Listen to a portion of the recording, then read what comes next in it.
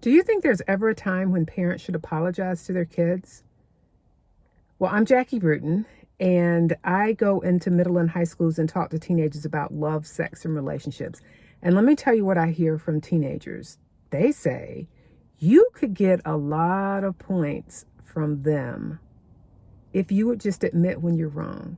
And I mean, let's face it, nobody's right all the time. So let me give you an example of a time when this worked for a parent because she apologized. One of the questions that I often ask students is, when you have kids, how will you parent differently? Are there any things that your parents are doing that when you have kids, you're going to make sure you don't do those things? So I was in an 8th grade class once, and an 8th grade girl said, I'm not going to try to solve all of my kids' problems, and I'm going to listen to the entire problem before I jump in and cut them off and not let them finish what they're saying, and give them all of the things that they need to do. And when she said that, a number of other girls were like, yeah, it drives me crazy when my mom does that. It's like she won't even let me finish, and she's already told me what I should do. And it's like, wait a minute, you didn't even hear the whole story yet. So when the class was over, one of the teachers came up to me and she's like, oh my goodness. She's like, I just got convicted. She's like, I do that to my son all the time. And she said, it's just that, you get into this mama bear mode.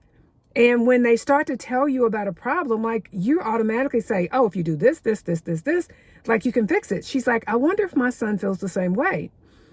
So the next day she came back and said, you're not going to believe what happened. She's like, I went home last night and I apologized to my son.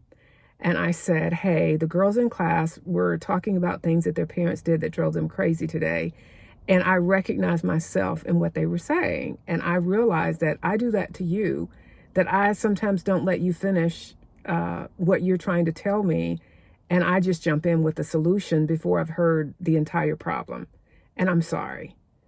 And she said that my son came over and gave me a big hug and said, thank you. And she said, you don't understand how huge that was.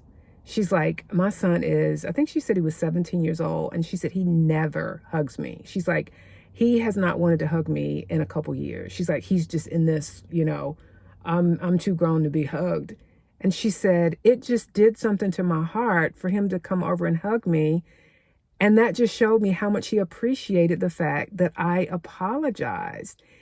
And I just think you can get a lot of points with your kids, and you can do a lot for your relationship if you would just go back and apologize. And sometimes, I mean, it's not even necessarily that you feel like you were wrong totally, but like if you're,